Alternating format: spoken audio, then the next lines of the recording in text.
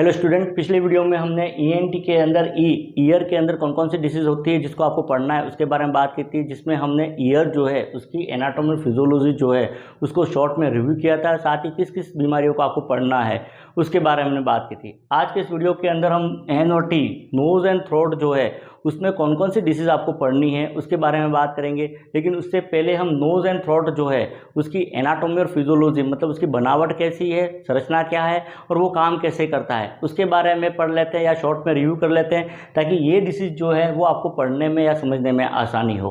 अगर nose and throat जो है उसकी अगर बात करते हैं तो ये रेस्पिरेटरी ट्रैक्ट जो है या रेस्पिरेटरी सिस्टम उसका भाग होता है, या अपर रेस्पिरेटरी सिस्टम जो है उसके पार्ट है, जिसमें मुख्य रूप से तीन चीज़ें आती है, तीन स्ट्रक्चर आते हैं। एक तो नोज़ आता है, फेरिंग्स आता है और एक लेरिंग्स आता है। सबसे पहले हम बात करते हैं नोज़ की।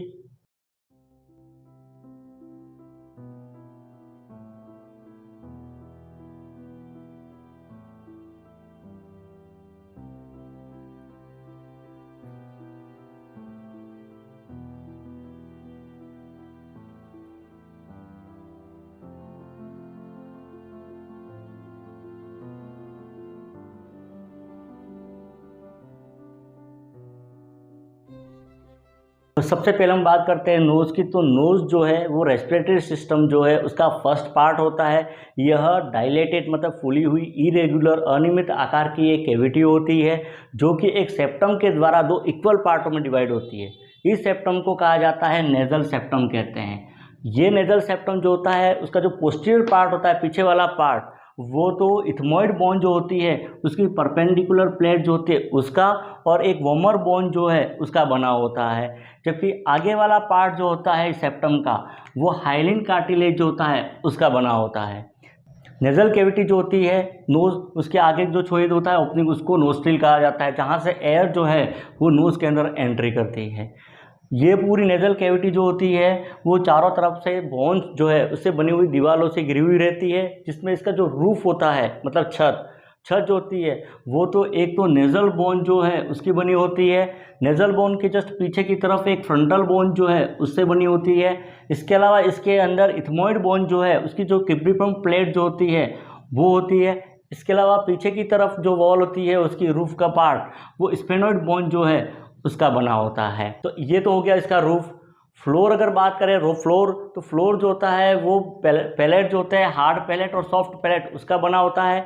हार्ड पैलेट जो होता है वो एंटीरियरली होता है आगे की तरफ, और ये मैक्सिला जो है उसका और पैलेटाइन बोन जो है उसका बना होता है। जबकि सॉफ्ट पैलेट जो होता है वो स्मूथ मसल्स जो होते हैं उसका बना होता है, और ये स्मूथ मसल्स जो होते हैं वो क्या करते हैं, फूड पार्टिकल जो है उसको आगे मतलब प्रोपेल मतलब धक्का देने का काम करते हैं। लेटरल वाल जो होती है नेजल कैविटी की दोनों तरफ वो मैक्सिला और इथमॉइड बोन जो है उसकी बनी होती है।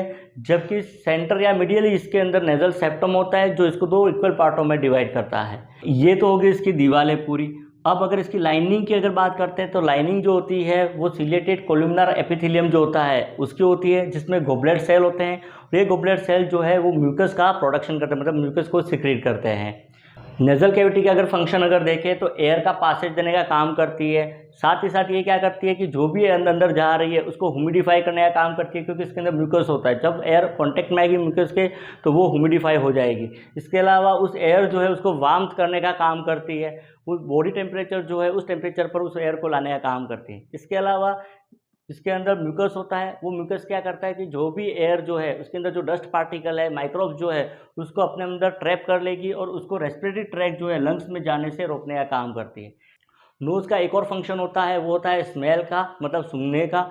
इसमें क्या होता है कि ये जो क्रिब्रिफॉर्म प्लेट जो होती है इथमॉइड बोन की, उसके अंदर छेद होते हैं, ये जालीदार होती है, और इसके अंदर एक विशेष प्रकार की सेल होती है, ऑल्फैक्टरी सेल होती है। ये ऑल्फैक्टरी सेल जो होती है वो क्या करती है कि जो भी एयर आ रही है उसके अंदर स्मेल के जो पार्टिकल होते हैं उस पार्टिकल के कारण से ये सेल होती है वो स्टिमुलेट हो जाती है। स्टिमुलेट होने के बाद वो फिर इम्पल्स बनाती है, और वही इम्पल्स जो है वो यहाँ की जो नर्व होती है ऑल्फैक्टरी नर्व, उसके द्वारा वो ब्रेन तक पहुँचाई जाती है, और हमें सेंस ऑफ स्मेल जो है मतलब सूंघना उसका ज्ञान होता है। तो ये तो क्या नोज़ जो है उसके बारे में।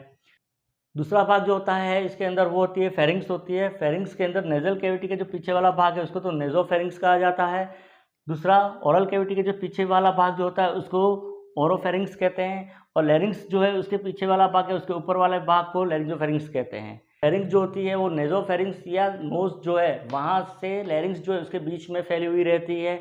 इसकी जो लाइनिंग होती है अंदर की, वो नेजोफेरिंक्स के अंदर तो म्यूकस मेम्ब्रेन जो होती है, मतलब सिलेटेड कोलुमिनर एपिथेलियम उसकी होती है, और उसके जस्ट नीचे की तरफ लिम्फ टिश्यू होता है और उसकी गठाने होती है जिसको टॉन्सिल कहा जाता है। तो ओरोफेरिंक्स और लैरिंजोफेरिंक्स जो है उसकी जो वाल होती है वो स्ट्राटिफाइड स्क्वामोस एपिथेलियम जो है उसकी बनी होती है। उसके कारण से वो क्या करता है कि जो भी फूड पार्टिकल आगे जाएगा, प्रोपेल होगा, तो वो इंजुरीज को बचाने का काम करती है। तो ये तो होगी फेरिंग्स। फेरिंग्स के जस्ट बिलो नीचे लैरिंग्स होता है, और ये लैरिंग्स जो होता है जिसको वॉइस बॉक्स भी कहा जाता है, ये फेरिंग्स और ट्रेकिया के बीच में स्थित होता है। इसको वॉइस बॉक्स क्योंकि ये आवाज़ जो है उसका निर्माण करता है, मतलब हम जो बोलते हैं आवाज़ वो इसके कारण से आती है, इसलिए इसको स्वर यंत्र या वॉइस बॉक्स कहते हैं।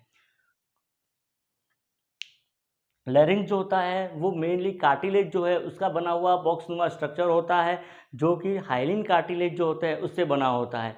इसमें 4 इरेगुलर शेप के हाइलिन कार्टिलेज होते हैं, जिसमें सबसे बड़ा जो होता है वो थायराइड कार्टिलेज होता है, जो कि एंटेरियरली होता है। और थायराइड कार्टिलेज जो है उसके ठीक सेंटर के अंदर यहाँ प्रोमिनेंट पार्ट होता है जिसको एडम एप्पल कहा जाता है। इसके अलावा इसके ऊपर एक वी शेप की नोच होती है। इस वी शेप की नोच को थायराइड नोच जो है वो कहते हैं। लैरिंग्स के स्ट्रक्चर को अलग से वीडियो में हम पढ़ लेंगे, अभी शॉर्ट में इसको रिव्यू कर लेते हैं। दूसरा जो इसमें कार्टिलेज होता है वो होता है क्रिकोट कार्टिलेज। ये क्रिकोट कार्टिलेज जो होता है वो सिग्नेट रिंग की तरह होता है, मतलब अंगूठी जो होती है उसकी तरह होता है, जिसका ब्रॉड पार्ट जो होता है वो पीछे की तरफ होता है और नैरो पार्ट जो होता है वो आगे की तरफ होता है। अगला जो कार्टिलेज इसके अंदर होते हैं वो 2 एरिथ्नोइड कार्टिलेज होते हैं।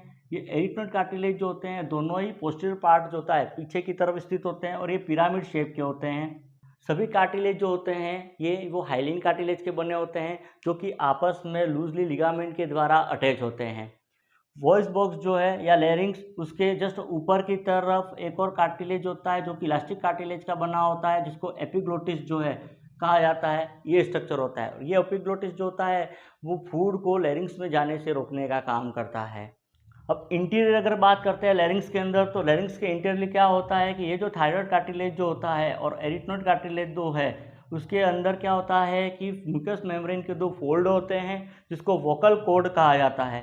और ये वोकल कॉर्ड जो होती है वो क्या होती है कि थायराइड कार्टिलेज जो है उसके इनियर सरफेस जो होता है वहाँ से एरिथ्नोइड कार्टिलेज जो है वहाँ तक एक्सटेंड होती है।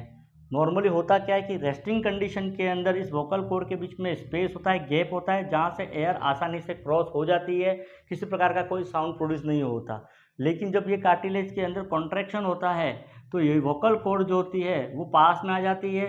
पास में आने के कारण से इनके बीच में गैप जो है वो कम हो जाता है। जब एयर यहाँ से क्रॉस होगी तो इसमें वाइब्रेशन उत्पन्न होता है, और वही वाइब्रेशन के कारण से एक साउंड प्रोड्यूस होगा, और उसी साउंड को पैलेट, माउथ, टीप और टंग जो है वो फिर शब्दों के अंदर उसको मैनिपुलेट कर देते हैं, और साउंड जो होता है वो हमें सुनाई देता है।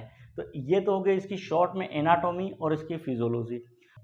अब आपको कौन कौन सी डिसीज कंडीशन जो है इसके अंदर पढ़नी है, तो सबसे पहले तो नोज़ की अगर बात करते हैं, नोज़ के अंदर एक कॉमन प्रॉब्लम होती है, वो है कॉमन कोल्ड या कोर्जा जिसको कहा जाता है, जो कि एक इन्फेक्टिव डिसीज़ होती है। इसके अलावा इसी के अंदर एक और प्रॉब्लम हो सकती है, वो इसमें इन्फ्लामेशन जिसको राइनाइटिस कहा जाता है, तो इसको भी एक पढ़ना है हमें।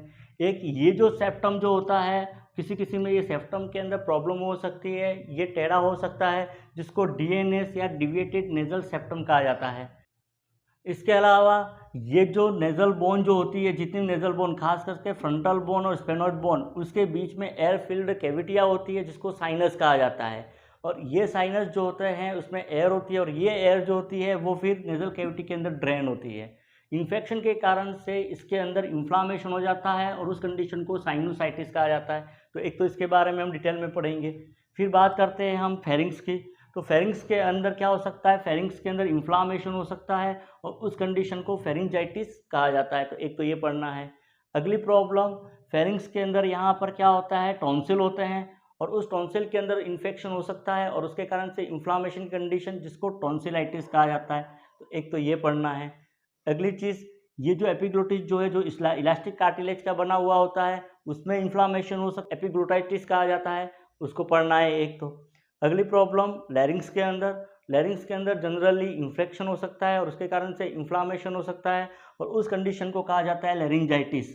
तो एक ये डिसीज़ पढ़नी है। तो ये डिसीज़ जो है वो आपको नोज़ एंड थ्रोट के अंदर पढ़नी है। अगले वीडियो में हम वन बाय वन एक एक करके डिसीज़ को पढ़ेंगे। और कोई क्वेरी हो तो आप कमेंट करके डाल सकते हो। और वीडियो देखने के लिए चैनल को सब्सक्राइब कीजिए। Thank you.